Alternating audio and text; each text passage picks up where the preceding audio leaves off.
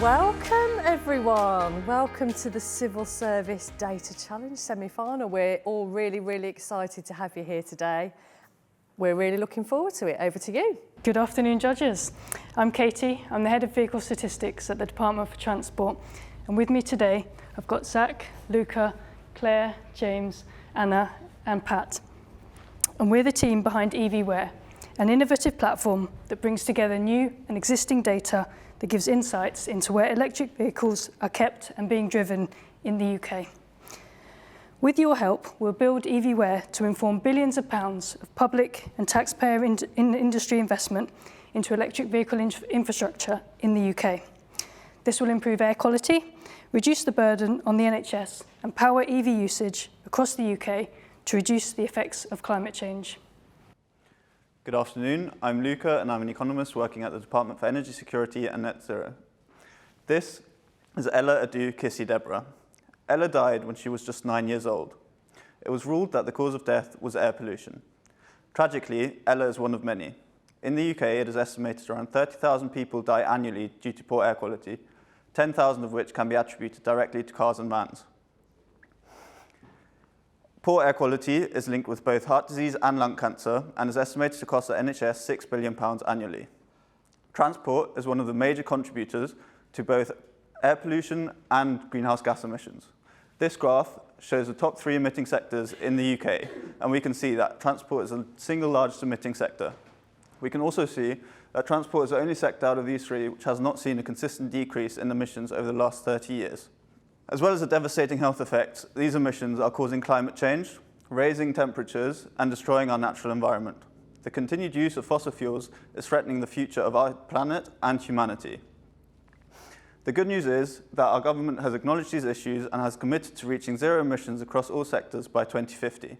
As part of this, there's a zero emissions vehicle mandate, which requires that all new registrations of vehicles will be zero emissions by 2035. This requires the biggest change in our vehicle fleet since the invention of the car. Currently, we lack the robust and efficient charging infrastructure needed to help support our EV uptake and our net zero ambitions. Building the necessary infrastructure requires effective collaboration and investment across both private and public sector. However, across our government departments, we keep hearing the same questions from the same stakeholders. The key question being, where are electric vehicles being kept, driven, and charged? And our main stakeholders are local authorities and charge point operators who want to know where the best places are to build charging infrastructure, distribution network operators who want to anticipate future electricity demands, and central and devolved governments who want to monitor EV uptake and help support lagging areas. We want to ensure our partners across government and industry have the right information to improve EV infrastructure. But right now, we have 2 large problems. Firstly, there is no data on where EVs are being kept and driven. And secondly, the data we need to inform our partners is disaggregated across various government departments and commercial partners, including DFT, the ONS, DEFRA, and ZapMap. Without overcoming these challenges, we risk wasting public money on poorly planned charging infrastructure around the UK. We risk slowing EV uptake, and we risk missing our chance to reduce the effects of climate change. But most importantly, we risk more tragic cases like that of Ella's. That's why we're proposing EVwhere, a cloud-based geospatial data hub to solve this problem. Our data hub has 3 main functions: aggregation of government data assets, integration with geospatial resolution, and then access for our stakeholders. Firstly, we'll be creating a new statistical data set through aggregation of already held but underutilised government data assets, such as automatic number plate recognition, ANPR, and GPS data. We're going to seamlessly integrate these data from various government departments alongside our new innovative analysis on a single platform with the same geospatial resolution.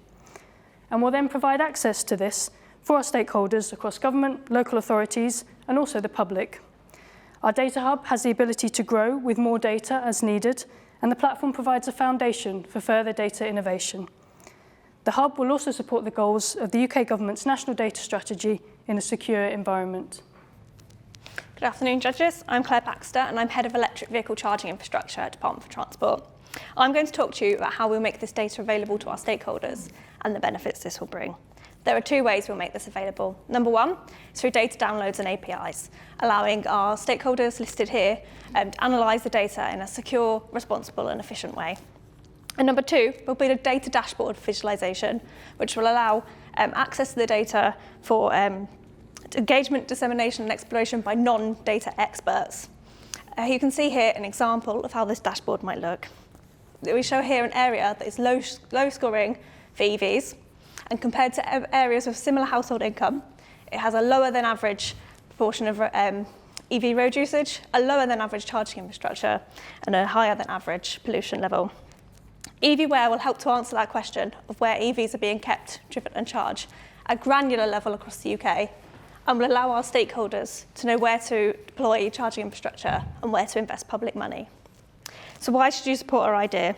EVwhere will impact these users across the civil service and the wider EV industry in the UK. Central and devolved governments will be able to monitor progress to net zero and to know whether to make evidence-based decisions about whether to intervene.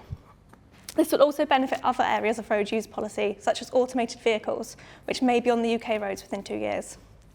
Local authorities will be able to better plan where to install charge point infrastructure, which is particularly important as over £380 million of central government money has been made available for English local authorities to apply for through the Local Electric Vehicle Infrastructure Fund.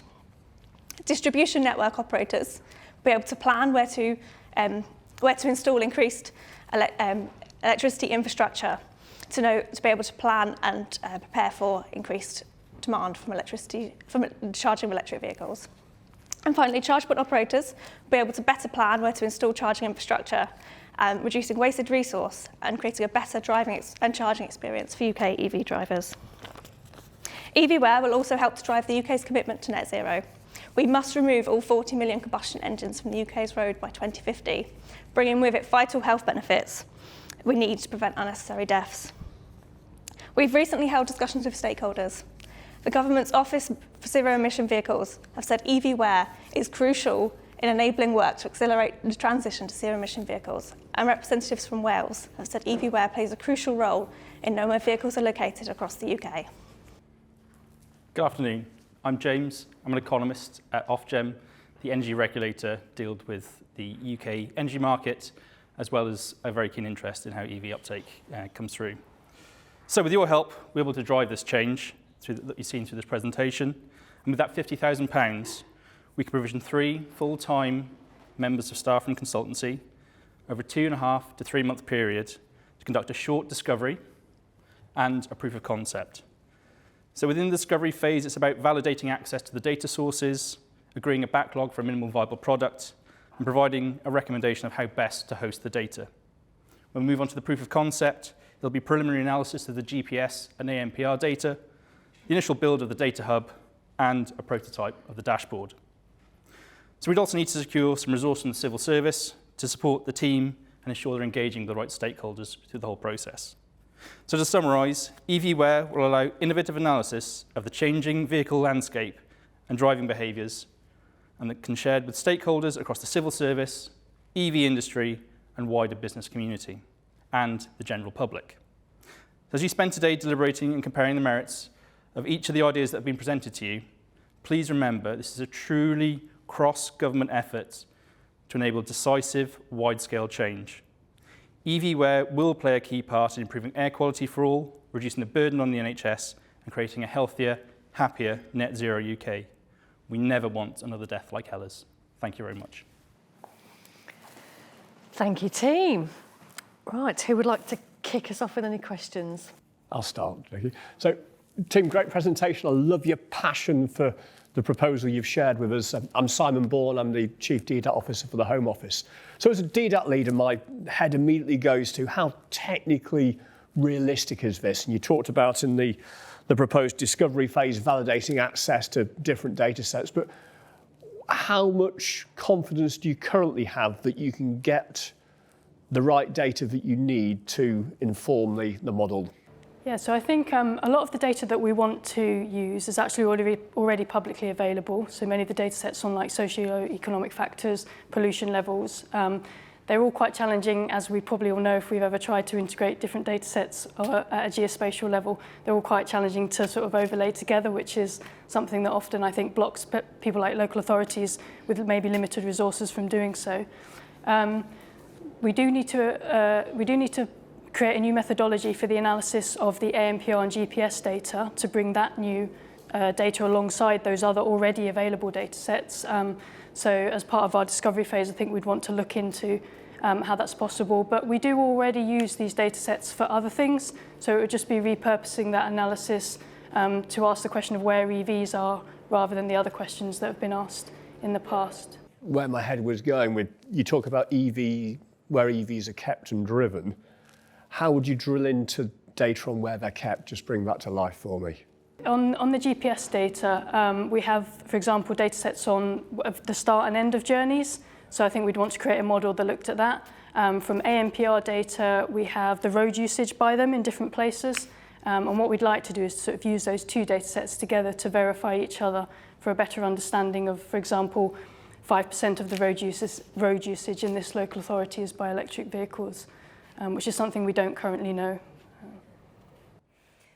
But as well, DDAT, it's about as well technology and how we may use it as well. There is cross-governmental technology where we can share cross-governmental data and bring them together.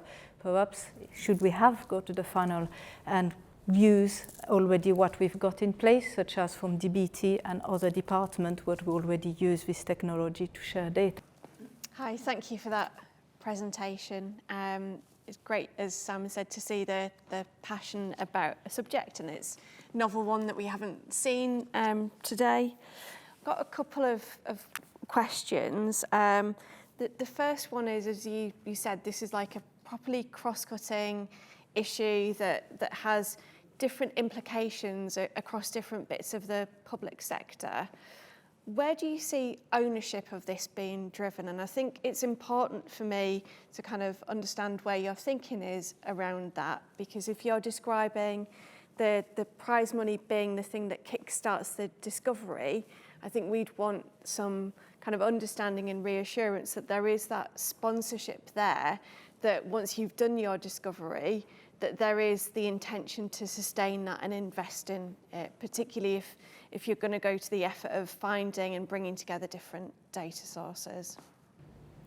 I think that's a good question. So the new innovative analysis is likely to take place within DFT, given that the ANPR and GPS data is held by DFT. And as you've seen, we've had our discussions with the Office for Zero Emissions Vehicles, which sits within DFT, who are happy with our idea and want to see it progress further. So I think that's probably the most likely home for it. But yeah, as you can see, it's the challenge here is the real insights that you're going to get from that new data is going to be by bringing it together with the other data sets. So it's all very well and good knowing that you've got 5% of road usage by EVs, but putting that alongside, say, the pollution data and socio-economic factors, I think is where the real insights of this come, and that's why we want the cross-government impact to come in. But yeah, I think DFT would be the main sponsor. Can I ask, obviously this isn't just a UK problem, it's a global one. What are other countries doing? Have you looked at where solutions have been developed or what the thinking is, and how have you learned from them?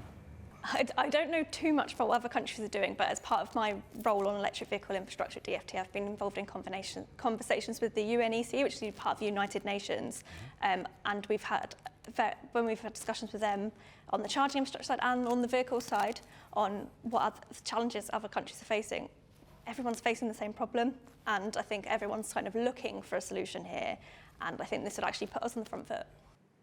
Fiona James from ONS. Thank you very much. Really good to see the kind of cross-government collaboration and the join up and thinking about how we could join up the data. I guess I'm just kind of wondering, why have we not done this before? Like, it seems like really kind of, it's almost too simple for me, if that kind of makes sense. It's like, yeah, clearly, why not? Yeah, I mean, I guess the first thing that's obvious is that we haven't, so there's obviously a blocker there. I think one of the challenges is that this is going to need a new methodology, which is going to need sort of new thinking, and there's always a bit of a risk around doing something new. Is it going to come out with the right answer? It's going to be challenging to verify results of what we come out with here, because there isn't much else we can sort of go to check what we produce from that. And I think that senior leaders can think that as a bit of a risk to take on. And I think also it's that the real benefits then of that data set, that is purely just sort of a data set then, to turn that data into insights. It's when we do this massive big link up and make it easily available for like those local authorities, for example, with the dashboard idea that we'd like to put on top of this data. So there's quite a few, although I think they're all very realistic, there's quite a few steps there that need to happen in order to realise this. And I think sometimes that can prevent the starting gun from kicking this off. And I think that's where the money from this could really help us to get to that first proof of this works, it's really helpful, and then it would go from there. One question I had, so you hinted about the benefits of this to UK citizens, so ignore the local authorities for a minute and the other user groups. But as a UK citizen, member of the public, how do I get the benefit of what you want to do here? I think this is conversations we've had for weeks whilst we've been going through this idea, is who actually benefits from this. And the way we've actually seen this is the stakeholders we've mentioned here, they will benefit immediately from our solution. They'll be the ones that can take that data and analyse it and run with it. But the output of what they do with it will then benefit the drivers, and they will have a much better charging experience, much better driving experience. So we sort of see it as drivers are the end beneficiary, but not the immediate beneficiary of our product. I have a vested interest. I have an EV, and there's not enough charging I could probably talk to you for ages. Yeah. Could also add that even if you don't drive an EV yet, the benefits to our health of getting those non-EVs off the road are going to benefit all of us. So understanding where EVs are now versus understanding where to put infrastructure to encourage EVs. So my question is so using the data to understand where things are, will you also, maybe this is a leading question, use it as a way of engaging with members of the public in those areas to understand if there is that pull through and appetite? Yeah, I think it's sort of the chicken and egg question, which is, definitely something that we think about, and it is difficult. I think the first thing I'll say is that before we even worry about the chicken and egg question, there's the simple fact that we don't know where EVs are now. So this would solve that, firstly. I think what we're trying to do with this platform by enabling our users to have the data in an API download, pure format if they're analysts and want to go off and use that themselves, or in the dashboard if they haven't got the time or the skills to input to that, is to just empower all those different stakeholders to do many other things with the data. So yes, to maybe then work on predictions for where things should be in the future. And also then the platform can grow with the changing policies that will happen to our roads in the next 10 years or so. I mean, this might be slightly stating the obvious in some ways, but I think I need to say it. So we're saying here we'll be able to know what proportion of road users are EVs. We'll also then be able to know who aren't, and you'll be able to use that to say, no, this is where it's low, and maybe we want to think about that. So there's the inverse there as well. And there is another aspect as well with this type of structure, as it may grow based on your funding, then that perhaps academia and other researchers' funding can be brought together, such as we understand more and develop more the EV structure and the next element that may impact on our health and pollution and other aspects of our life. Excellent. Thank you very, very much, team. Very well done.